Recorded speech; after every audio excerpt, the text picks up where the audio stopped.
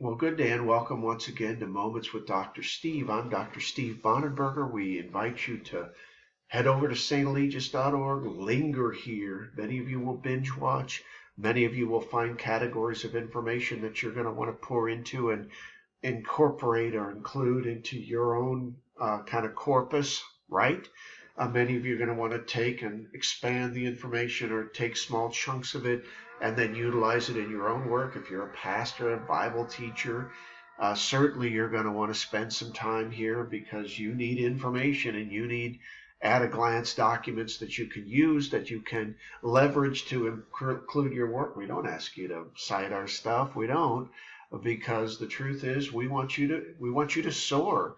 We're a resource. We're an information outlet, and we see ourselves that way. Now, on this day in our world, we work through the opus magnus of my life in terms of human healing and prescriptive remedies for how to heal the human soul. It's called The Way Out. You can get a copy of it here for a small donation to the ministry, and we encourage you to do so because you will need this. If you're a small group leader, if you are a person interested in the therapeutic healing arts, you're going to want to know these processes. You're going to want to understand them.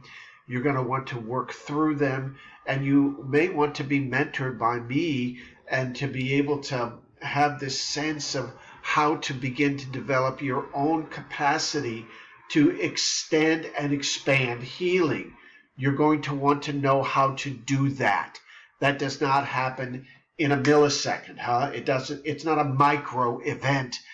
It's a macro event, and it's a very skilled series of processes that practitioners utilize. And I am more than anything else a practitioner of human care and spiritual formation, I might add. And also I build creative pieces.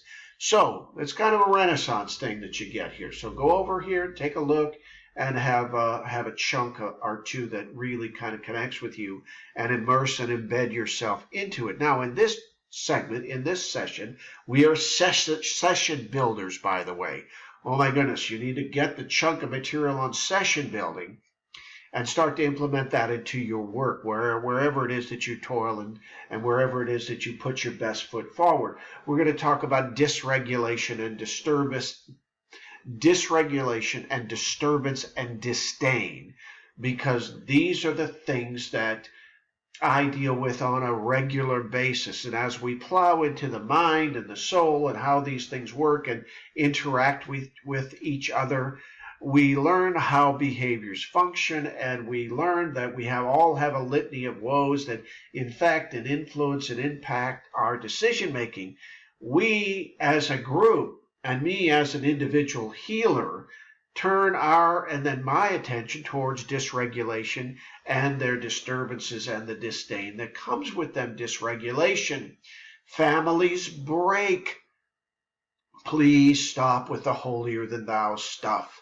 If I could do anything right now, if I had a magic wand, and I do not, I would try to break this holier than thou religious thing. I work primarily with religious and many times uber-religious families, and families break. Children are at great risk. If I were to suggest to you that just 5 short years ago that prominent groups would be pushing you to direct your children according to their mandates and not your own, and threatening punishment for you disagreeing with their intent and their discretion and their directives, you would have called me crazy. And yet I deal with this every single day of my life. Moms and dads are at great risk. The pressure to produce for stability have never been more leveraged than the pressure to produce familial structures that bend and do not snap or sever are inordinate now. It's impossible to number the ways that families are at risk, and yet I deal with it every single day. Businesses and their constituents have never seemed more tension-filled, have they? Going to the grocery store doesn't have the kind of delight it used to have. Why? Businesses seem completely unwilling to protect and then care for their customers and those that pay their bills. Politicians, who has or maintains any positive regard for these people any longer? all of them seem to me to be co-opted and cooperating with each other against the common good. Religious leadership, they seem to me to be self-serving and docile in the face of true societal and social inequities. And we cue then internal regulation. The solution to me is to turn our attention collectively and then personally inward. It seems without argument that our efforts simply must be to turn our internal capacity to learn self-regulation and to teach this to our families and our children and our communities wherever we land. How to do this, and just as important, how to instruct our children and grandchildren and our community members how to become basically self-regulated.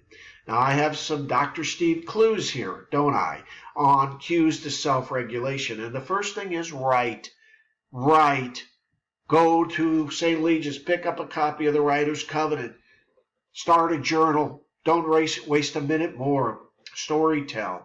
Begin with the ledgering and chronicling of your own personal adventure. Capture your mishaps and your miscues and your moments of celebration and your, epic moments when you had summit moments. Find those. Yeah, find those and talk about them. Skill dev.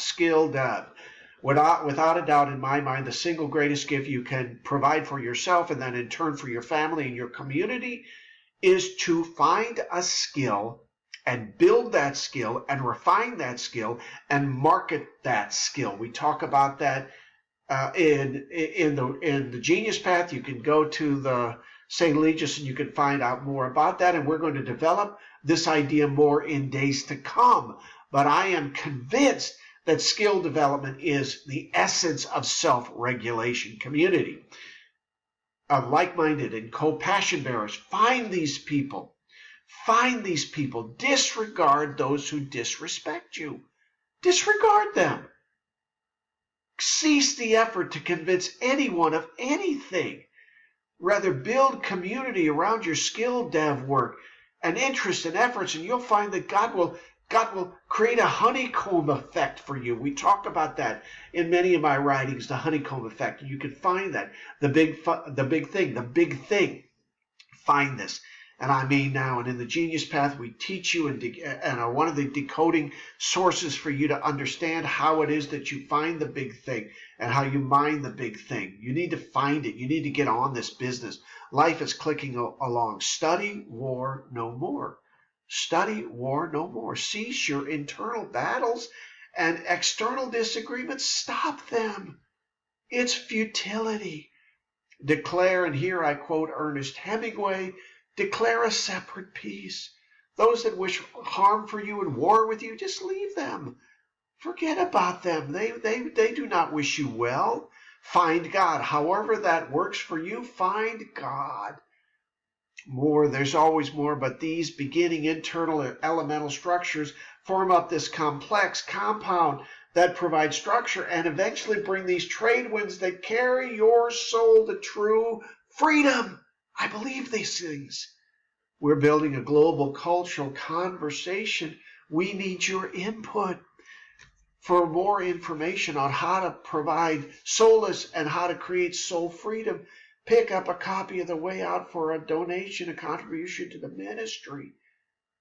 Immerse yourself in this work. It took me 40 years of working with very broken people to write these things and to create these prescriptives. Leave us a note. Engage with us. Don't stay in solitude any longer. Till next time, I am Dr. Steve Bonenberger, and this is Moments with Dr. Steve. Travel far.